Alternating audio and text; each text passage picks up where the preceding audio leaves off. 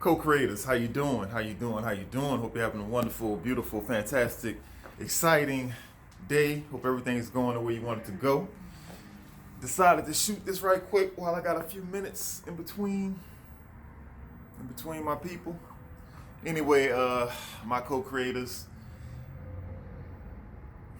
you know, there's reasons why I do my daily routine. And my daily routine consists of a lot of things. I'll just focus on a couple of them. One of the things I do daily is I meditate. One of the things I do daily, I fast.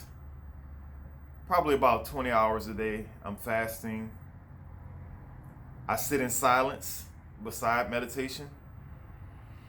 I take breaks from my technology, these phones and all that stuff. What else do I do? I can't, when you do stuff on a regular basis, it's kind of hard to really name it because it becomes your life. I probably should have wrote some things down, but I didn't. And I do a lot of things to prepare myself for separation. I know that I enjoy living, I enjoy people, I enjoy life, I enjoy so many things about my life and my existence. But I also train myself not to be a slave to all the little goodies and accommodations in life. I think that's very important because when you are able to walk away, when you are able to do without, whether it's food, an activity, a person, noise, when you're able to walk away and you're not afraid of the silence, you're not afraid of the solitude, you're not afraid of the loneliness, you're not afraid of death, you're just not afraid of it. You can make so many better decisions. You won't be ruled by this world. You won't be ruled by your gut. When I say gut, I'm talking about your habits, your hunger.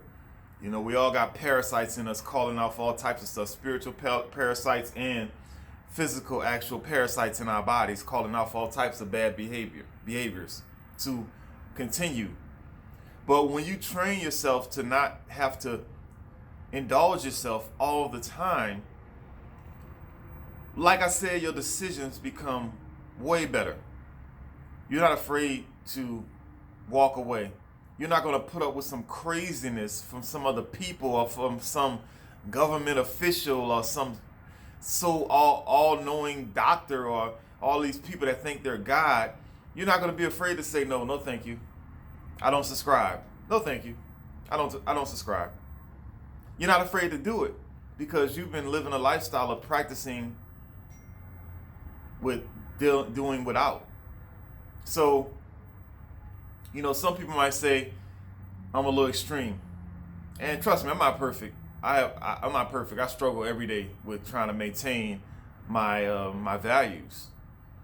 But some people might say I'm being extreme, but it's really self-preservation, and I do it for myself. But I also do it as an example for others because I know for whatever reason I was called to talk. I was called in this lifetime, or I decided to come here in this lifetime to spread truth, my truth. And I can't do anything about that. That's going to happen. I'm going to continue to talk. I'm going to continue to put it out there. I'm going to continue to speak my truth that I know in my heart. And for me to do that, it takes a lot of sacrifice. It takes a lot of training. It takes a lot of practice.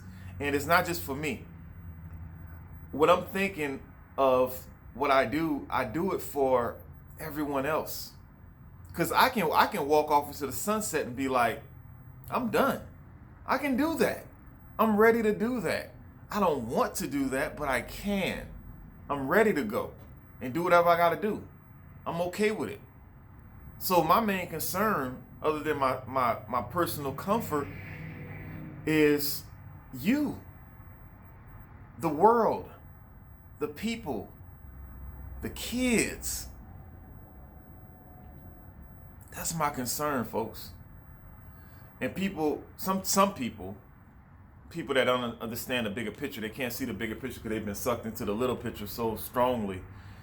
They ask me, why are you still talking about this? And why are you still talking about that? We already heard about this, heard about that. First of all, repetition is how you got to your jacked up, stupid spot you're in right now from repetition. From hearing the same thing over and over again, doing the same thing over and over again. That's how you got to where you are. You know what I'm saying? So repetition is important for that reason. That's the reason why you even think there's a pandemic going on, because you're looking at the news every day and they tell you the same thing every day, so it must be real. So repetition is important, folks. I got to talk about the same thing. But now people don't understand why I harp on certain ideas, and one of the things I harp on a lot is the symbol of the useless face mask. It's useless, folks. It doesn't do anything for your health. It's about control. It's about symbolism. It's telling you to shut your mouth. If you don't believe that, do some history. Do some history. It's not about health. It's about control. But anyway, one of the reasons why I harp on that stupid face mask thing they got going on, and I harp on the social distancing and all that, is because I personally understand how it feels to be a shy, bashful person. When I was a kid, I was very shy, very bashful. I still am, to be honest with you. I fight through it every day. I'm not crazy about meeting people. I'm just not crazy about it, but I fight through it because I know that's what I need to do. But take a child like me back when I was born in '77, growing up in the '80s, and I could cover my face. If I could cover my face, and if I could stay away from people, if I didn't have to talk to people because there was some mysterious, deadly virus, so-called deadly pandemic out there, man, I would have been the first one in line. Please sign me up. And the fact that I was susceptible to that as a child, that makes me nervous about these kids nowadays, because just imagine if I'd have been able to cover myself up all the way through my adolescence years, childhood, adolescence. I would have been a mental wreck. I wouldn't even be able to look people in the eye. Now I could look you directly in the eye. No problem. And when I was a kid, I couldn't do that. I used to be looking around, darting around. I do it sometime now because I don't want to intimidate people. But I can look people directly in the eye the whole time and talk to them. You know what I'm saying? And so if I'd have been growing up where I could put on some shades and a mask and social distance and put a hoodie on and walk around, I'd be a freaking total weirdo in a bad way. I'm a weirdo in a good way nowadays. I'd be a total weirdo. And that's just one little slice of a spectrum from what I was. There are kids that have real issues. They have real mental, psychological issues. They do not need to be taught that there's some invisible boogeyman floating around that could kill them, kill their mom, kill their grandparents. That will wreck these kids psychologically for life, for the next generation and the generation after that. This is not cool, folks. This is not cool, folks. That's one of the reasons why I focus on it so much, because of the psychological effect that it's having on these kids. And there's some adults that don't need to be covering their damn face either, because they are socially screwed up, and this is giving them an excuse to continue to be screwed up. And for whatever reason, the evil bastards in charge of the people that think they're in charge, this is what they want. You can find out why they want it on your own time. But they want people to be sectioned off and feel insecure and feel like everybody's a disease.